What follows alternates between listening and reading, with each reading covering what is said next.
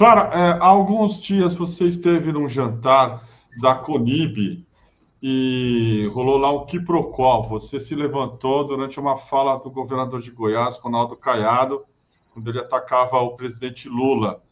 O Caiado falava que o governo atual do PT, do Lula, é um governo que prega o radicalismo, prega o ódio de classe, prega uns contra os outros, risco contra pobres. Isso é inadmissível, isso é inaceitável. Ao tratar de segurança, ele disse que o atual governo é complacente, conivente com o narcotráfico. Você se levantou e saiu. Eu te pergunto, você se arrepende de ter ido? Uma vez que a Conib está processando, por exemplo, o Genuíno, processou também o Breno Altman, entre outros, e é uma entidade que, enfim, não está sendo muito correta com relação à liberdade de expressão, no caso do que está acontecendo em Gaza. Como é que é a sua posição com relação a isso?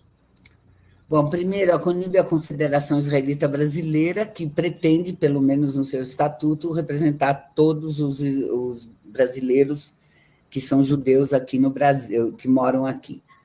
Então, a CONIB, enquanto tal, é uma organização que, obviamente, que responde pelas coisas que faz, pelo que fala, mas é uma organização assim, de âmbito, digamos, que representa, pelo menos diz que representa todos os judeus, certo?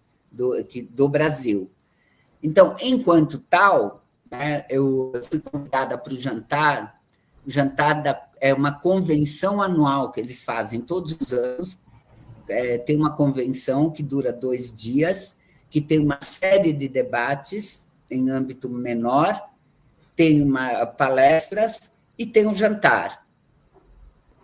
Esse jantar é um jantar muito grande, não é um jantar de meia dúzia de pessoas, é um jantar, acho que tinha algumas centenas de pessoas no jantar, no principal salão da Hebraica de São Paulo. Então, quando eu fui convidada para 2 coisas. Eu fui convidada para ir no jantar e eu fui convidada para participar de uma reunião que aconteceu no mesmo dia de manhã com representantes de todas as federações israelitas do Brasil, e que eu achei muito importante eu poder participar desse encontro, como eu vou retomar o que eu estou falando desde o começo do nosso papo. Nós estamos na era da desinformação, nós estamos na era de que ninguém fala com ninguém, a bolha só vira as costas para outra bolha. Eu sou daquelas que eu estou me colocando como uma espécie de soldada contra a desinformação. Acho que ela depois das bombas e mísseis, é a pior arma que nós estamos enfrentando no século XXI.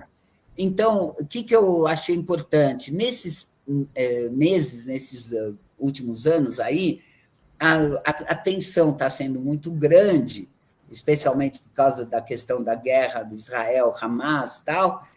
Então, eu achei que é importante informar, porque, por exemplo, o Lula, no primeiro dia, o Lula falou, ele condenou o ataque terrorista do Hamas, condenou. E nas declarações seguintes do Itamaraty, do próprio presidente, tá, o terrorismo do Hamas é condenado todas as vezes. Mas algumas pessoas dentro da comunidade judaica exigem que o Brasil condene o Hamas como sendo uma organização terrorista. E aí cria uma baita de uma confusão. Então, muita gente na comunidade acha que o Lula não condenou o ataque do Hamas, que não é verdade, né? Então, eu penso que são 2 coisas diferentes. O Estado brasileiro considera uma organização terrorista quando a ONU assim o diz.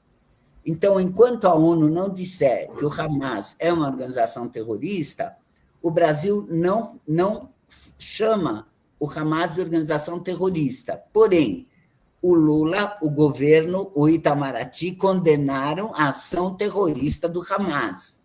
Então, vamos desfazer as confusões. O Lula condenou, sim, o governo condenou, o Itamaraty condenou não só aquela, como outras que houve depois, né? Então, eu acho de minha parte, eu acho muito importante dar esse esclarecimento. Vou contar outra coisa. Tem gente na comunidade que recebeu uma desinformação de que o Lula nunca foi, de que o presidente Lula nunca foi no Museu do Holocausto em Jerusalém. Não procede, o Lula foi 2 vezes. Uma vez em 93, não era nem presidente, fez uma viagem para Israel de 1 semana, foi recebido pelo governo, pela oposição, pelo parlamento, foi recebido pela Estadrut, que é a central sindical israelense, visitou kibbutz, conheceu o sistema de irrigação por gotejamento, fez uma série de contatos e, numa das atividades importantes, foi a visita ao museu, o antigo, porque agora tem uma nova edificação ali, o antigo Museu do Holocausto, o mais importante, que chama em hebraico Yad Vashem. Essa foi a primeira visita dele em 1993. A segunda foi quando Lula, como presidente da República, em 2010, primeiro presidente brasileiro que foi para Israel. Vou repetir. Primeiro presidente brasileiro que foi para Israel no cargo foi o Lula. Nenhum anterior, foi ele. Ele foi o primeiro presidente brasileiro no cargo que foi para Israel em 2010. Foi uma comitiva grande, eu fui também, ficamos 2 dias lá, teve de tudo ali, teve de tudo, e também tem gente até hoje dizendo que ele não foi no Museu do Holocausto. Ele foi sim, e foi, olha, Kiko, você gosta desse tipo de história, que não é história, é acontecimento. Sim. Lá no Museu do Holocausto, o rabino que dirige o museu chamou Lula para pedir para ele que ele, Lula, fizesse, por favor, a gentileza de convencer o antigo Ayatollah Ahmadinejad, que era o presidente, o primeiro-ministro, não sei a hierarquia lá, pediu ao Lula que fizesse um contato para que ele, rabino do Yad Vashem, o rabino do Museu do Holocausto, pudesse ter uma conversação com Ahmadinejad. Para ele, rabino, queria provar para o Ahmadinejad que ele está errado ao negar o Holocausto, porque o Ahmadinejad, dia sim, dia não, fazia declarações negando o Holocausto da Segunda Guerra Mundial, né? Então, veja, o Lula entrou, imagina, ele foi visto como alguém que é capaz de promover diálogos desse tipo, a pedido do rabino diretor do Museu do Holocausto de Jerusalém. É curioso, e eu te agradeço muito eu poder contar essa história aqui no programa, porque muito pouca gente que teve conhecimento disso, né? Muito pouca gente. E eu tento, né, quando voltamos dessa visita para Israel, em março de 2010, eu escrevi um artigo sobre a visita, com todos os detalhes. O artigo chama Colecionador de Amizades. Sabe por quê? Porque o Shimon Peres, que era presidente de Israel na época, deu esse apelido para o Lula, Colecionador de Amizades. Olha que bonito, né? Quer dizer, é uma figura que está aí para ajudar as amizades. Bom, então, essa primeira parte que eu estava te falando, que eu fui nessa reunião, aliás, eu praticamente pedi essa reunião, porque é uma reunião que eu acredito que ajudou muito a elucidar, a dar informação para quem não tinha. Inclusive, Kiko, eu fiz um caderninho, eu que fiz, ó. Né? Dá para ler aí? Sim, destaques da relação entre Lula, Israel e a comunidade judaica. Isso. É o seu. Que o relato aí, tanto essa visita, né, esse artigo do Colecionador de Amizades, as atividades que teve nos governos 1 e 2 do Lula, com a comunidade judaica e com Israel, com o Estado de Israel, e depois eu relato, a partir dos últimos anos, todas as manifestações. Gente, uma coisa que emociona é você ver o relato do embaixador brasileiro em Tel Aviv, nos dias imediatamente após o ataque do Hamas. 1.500 brasileiros foram repatriados em pouquíssimos dias. Foi uma operação gigante, maravilhosa, entende? Que não tem como, né, deixar de registrar isso como uma façanha do Brasil, junto, né, em comunhão, vamos dizer, com a comunidade judaica, e mostrando, né, compartilhando do sofrimento que foi colocado ali.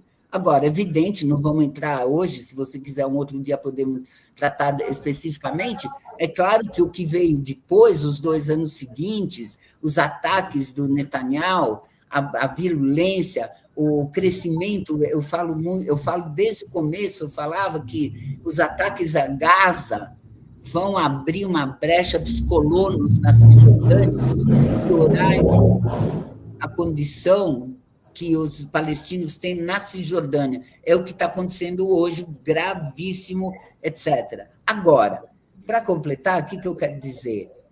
Nós não podemos ignorar que Israel é um país que tem uma população, logicamente, puxada para a direita esses últimos anos, mas que tem uma militância de gente que está lutando todo dia pela democracia contra o Netanyahu, fazendo manifestações, há 3 anos já, fazendo manifestações. Qual que é a linha do Netanyahu? A linha do Bolsonaro, atacar o STF de lá, é um ataque às instituições, à democracia, à liberdade, às eleições livres, tudo isso. Então, a gente não pode olhar e falar assim, bom, tem um enfrentamento absolutamente condenável lá do governo do Netanyahu, do exército de Israel, contra os palestinos, contra Gaza, etc., tudo verdade.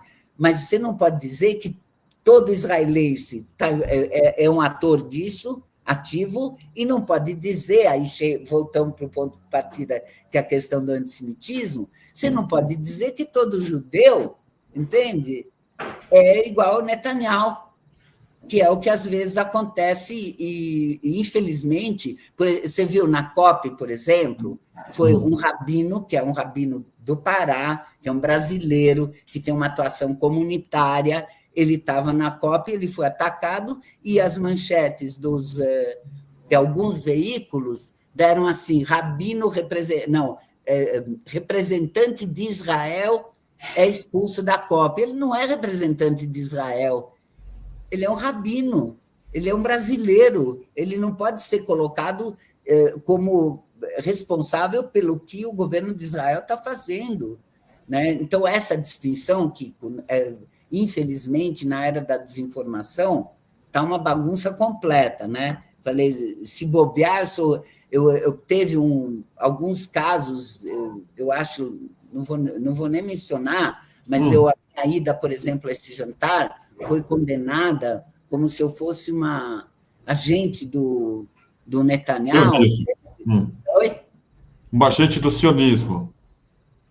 Que fosse agora. Também sionismo é outra discussão grande. Eu não sou sionista, nunca fui. Eu acho que o sionismo é uma ideologia e ninguém pode ser condenado, em princípio, por ser sionista, porque tem sionista de esquerda, tem sionista de centro, sionismo é uma ideologia.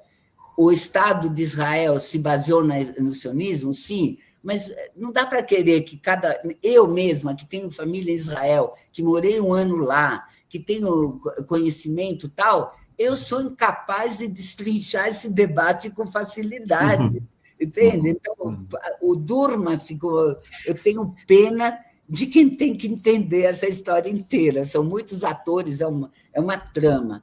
Então, aí, mais uma vez, Kiko, o papel de vocês para ajudar a elucidar, para fazer o verdadeiro debate, porque alguém ficar discutindo se eu tenho que ser expulsa ou não do PT é uma perda de tempo, é gastar o tempo das pessoas que precisam lutar pela democracia todos os dias, e me lembra muito uma coisa assim, bem stalinista, sabe? Que também acho que muita gente não sabe mais o que é o Stalin, o stalinismo, mas essa visão de julgar, condenar